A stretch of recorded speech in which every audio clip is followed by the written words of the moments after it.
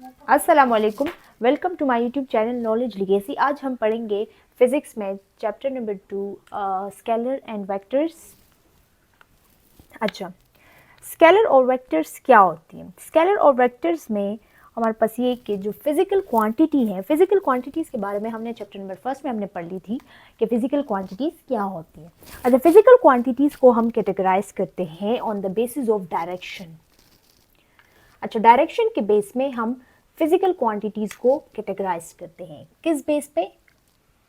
On the basis of direction. Direction की base पे हम फिजिकल क्वांटिटीज को कैटेगराइज करते हैं। कौन कौन से? एक तो है नंबर फर्स्ट है स्केलर क्वांटिटी, स्केलर है, और नंबर सेकंड है वेक्टर क्वांटिटी। अच्छा, सबसे पहले हम स्केलर क्वांटिटी के बारे में पढ़ते हैं। स्केलर क्वांटिटी क्या है? ओके, स्केलर क्वांटिटी जो है, इसका सबसे पहले हम डिफिनेशन पढ़ लेते हैं। स्केलर क्वांटिटीज वो क्वांटिटीज होती हैं, physical quantities which can be completely describe by its magnitude. ठीक है, हम इसको स्केलर क्वांटिटीज जो है ये अपने मैग्नीट्यूड और साइज के जरिए यानी हम इसको डिस्क्राइब करते हैं। यानी मैग्नीट्यूड किसे कहते हैं? मैग्नीट्यूड का मतलब है एक नंबर जिसके साथ एक प्रॉपर यूनिट हो। ठीक है, एक नंबर है और उसके साथ प्रॉपर यूनिट जो है वो हम पास मैग्नीट्यूड कहलाता है। सबसे पहले हम इसकी डेफिनेशन लिख लेते हैं स्केलर क्वांटिटी।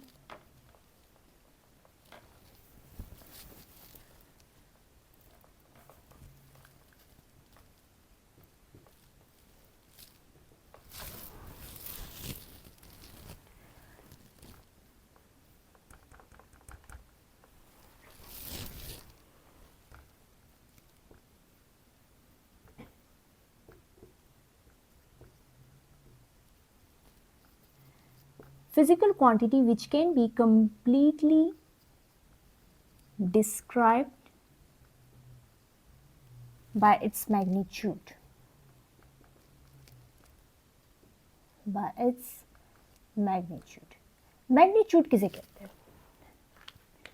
मैग्नीट्यूड जो है यानी कोई भी नंबर हो जिसके साथ एक प्रॉपर यूनिट हो। सपोज अगर देखा जाए हमारे पास 60 kg है, 60 kg, 60 इज अ नंबर, 60 एक नंबर है हमारे पास। ठीक है, एनओ नंबर है, केजी इज अ यूनिट। तो अगर कोई भी नंबर हो और उसके साथ एक प्रॉपर यूनिट हो वो हमारे पास क्या कहलाती है? मैग्नीट्यूड। तो फिजिकल क्वांटिटी में हम क्या, फिजिकल क्वांटिटी हम क्या देखते हैं? यानी वो स्केलर क्वांटिटी वो क्वांटिटी होती है, फिजिकल क्वांटिटी की वो क्वांटिटी होती है जो कि जस्ट मैग्नीट्यूड हमें बस डिस्क्राइब करे। यानी एक नंबर हो और उसके साथ एक प्रॉपर यूनिट हो तो वो हम स्केलर क्वांटिटी उसको हम कहते हैं। अच्छा, इसके एग्जांपल्स हमारे पास है स्केलर क्वांटिटीज में डेंसिटी है, डेंसिटी, इसी तरह स्पीड है, डिस्टेंस है, एनर्जी है, चार्ज है, अब पावर है, टेम्परेचर है। ठीक है, एग्जांपल में यहाँ लिख लेती हूँ।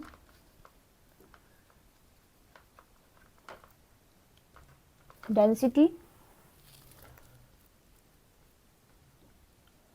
चार्ज, इसी तरह स्पीड है, डिस्टेंस है, ईटीसी।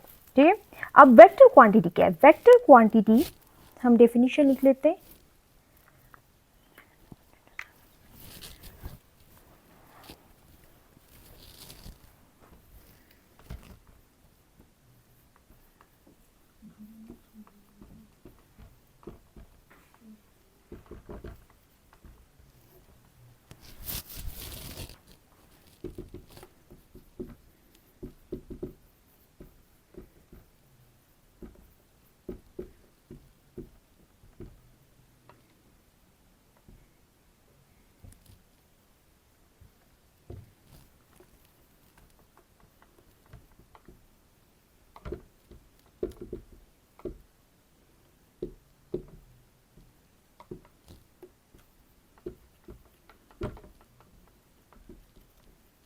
अच्छा, वेक्टर क्वांटिटी हमारे पास वो क्वांटिटी है जो कि डिस्क्राइब करती है magnitude as well as direction.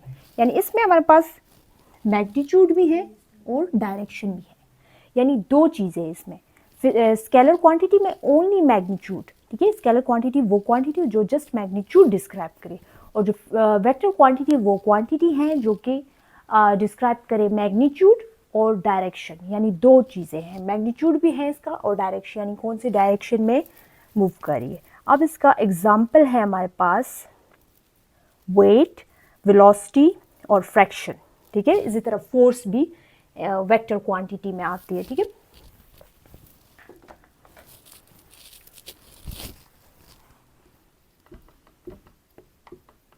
Wait है, वेलोसिटी है और फोर्स एंड फ्रैक्शन, ठीक है, ETC। अच्छा, ये हमारे पास वेक्टर क्वांटिटी है।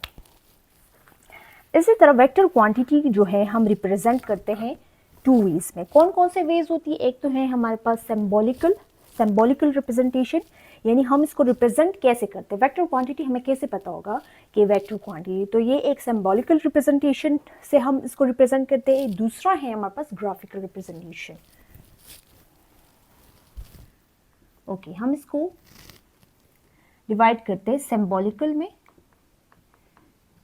सिंबॉलिकल रिप्रेजेंटेशन,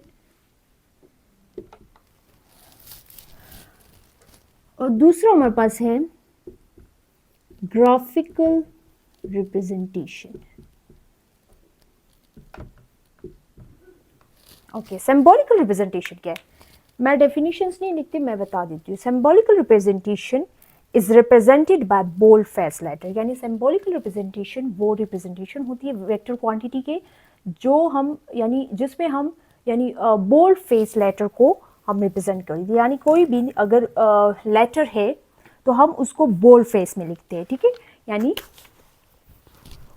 सपोज ऐसा, दिस वन बोल्ड फेस या तो फिर कैपिटल होगा और या फिर स्मॉल होगा, ठीक है। और दूसरी बात कि इस पे एक एरो आएगा। एरो क्यों? बिकॉज वेक्टर क्वांटिटी में हमने पढ़ लिया कि हम इसमें डायरेक्शंस के बारे में पढ़ते हैं, मैग्नीट्यूड भी है और डायरेक्शन भी। दैट्स वाई हम क्या कहते हैं कि सिंबॉलिकल जब हम रिप्रेजेंट करें वेक्टर क्वांटिटी को तो इस पे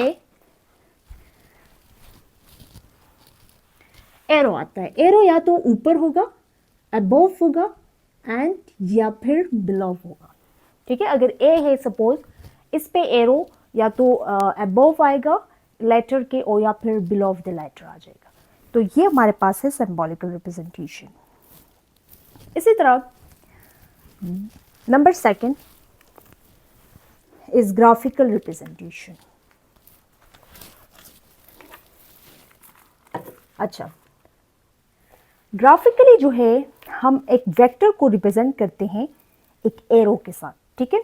ग्राफ्स में हमने पढ़ लिया था कि ग्राफ क्या होती है। ग्राफ जो है रिप्रेजेंट करती है एक इंफॉर्मेशन हमारे पास देती है, ठीक है, एक विजुअल इंफॉर्मेशन देती है, ठीक है। अब ग्राफिकली हम वेक्टर को कैसे रिप्रेजेंट करते हैं? एक एरो होती है। अब वो एरो क्या करती है? वो लेंथ ऑफ एन एरो वो हमारे पास क्या देती है? वो गिव्स द मैग्नीट्यूड देती है, ठीक है।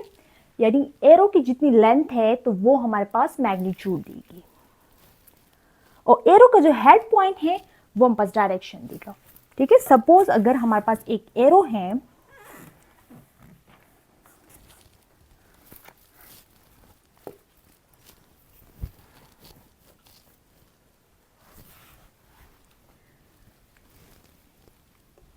दिस इज एन एरो, ठीक है।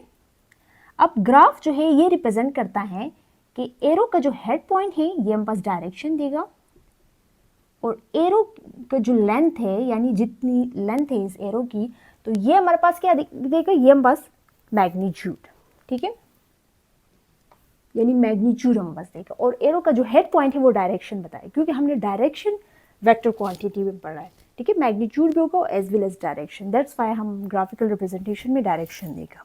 अच्छा, एरो का जो स्टार्टिंग पॉइंट है वो हमारे पास क्या होता है?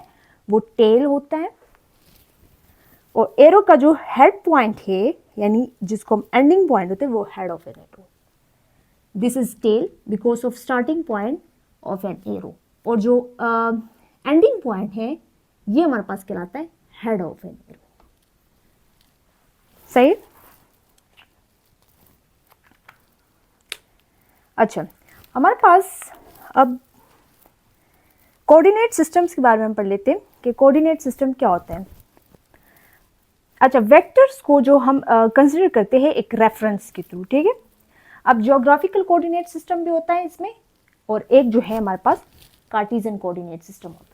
ज्योग्राफिकल कोऑर्डिनेट सिस्टम कौन से होते हैं? एक कोऑर्डिनेट सिस्टम हमारे पास ज्योग्राफिकल कोऑर्डिनेट्स है।